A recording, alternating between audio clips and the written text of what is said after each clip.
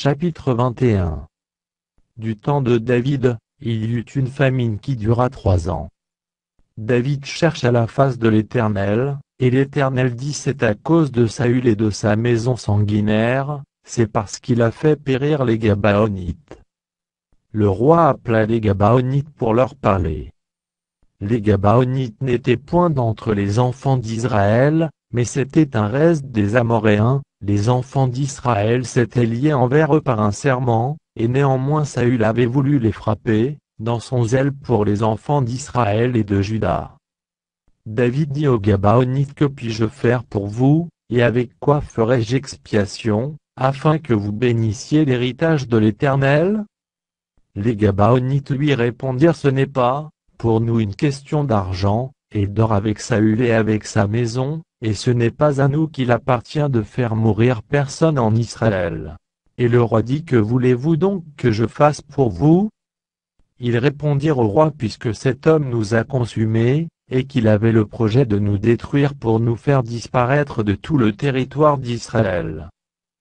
Qu'on nous livre cet homme d'entre ses fils, et nous les pendrons devant l'Éternel à Gibéa de Saül, l'élu de l'Éternel. Et le roi dit: je les livrerai. Le roi épargna Mephibosheth, fils de Jonathan, fils de Saül, à cause du serment qu'avaient fait entre eux, devant l'Éternel, David et Jonathan, fils de Saül. Mais le roi prit les 2 fils que Ritzpa, fille d'Ajijia, avait enfantés à Saül, Harmonie et Mephibosheth, et les 5 fils que Mérab, fille de Saül, avait enfantés à Adriel de Mola, fils de Barziaï.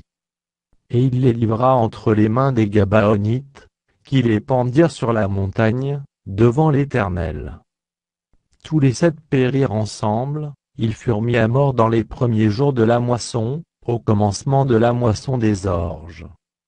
Ritzpa, fille d'Ajijia, prit un sac et l'étendit sous elle contre le rocher, depuis le commencement de la moisson jusqu'à ce que la pluie du ciel tomba sur eux.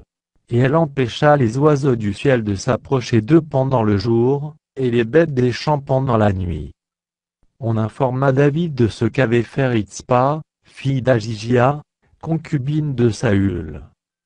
Et David alla prendre les os de Saül et les os de Jonathan, son fils, chez les habitants de Jabès en Gala, qui les avaient enlevés de la place de Beth-Shan, où les Philistins les avaient suspendus, lorsqu'ils battirent Saül à Gilboa.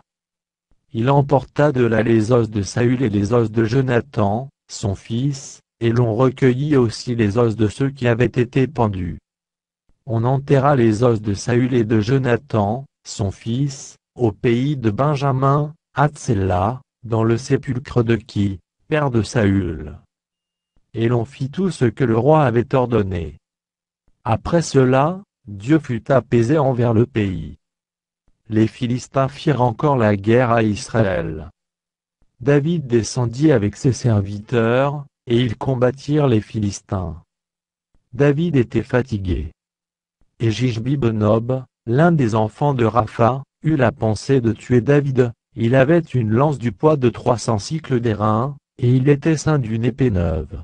Abishai, fils de Tseruja, vint au secours de David, frappa le Philistin et le tua. Alors les gens de David jurèrent, en lui disant: tu ne sortiras plus avec nous pour combattre, et tu n'éteindras pas la lampe d'Israël. Il y eut encore, après cela, une bataille à Gob avec les Philistins. Alors Sibekaï, l'Ushatite, tua Saph, qui était un des enfants de Rapha. Il y eut encore une bataille à Gob avec les Philistins. Et Elchanan, fils de Jaare-Orgim, de Bethléem, tua Goliath de Gath, qui avait une lance dont le bois était comme une ensouple de tisserand. Il y eut encore une bataille à Gath. Il s'y trouva un homme de haute taille, qui avait 6 doigts à chaque main et à chaque pied, 24 en tout, et qui était aussi issu de Rapha. Il jeta un défi à Israël, et Jonathan, fils de Chiméa, frère de David, le tua. Ces 4 hommes étaient des enfants de Rapha à Gath. Ils périrent par la main de David, et par la main de ses serviteurs.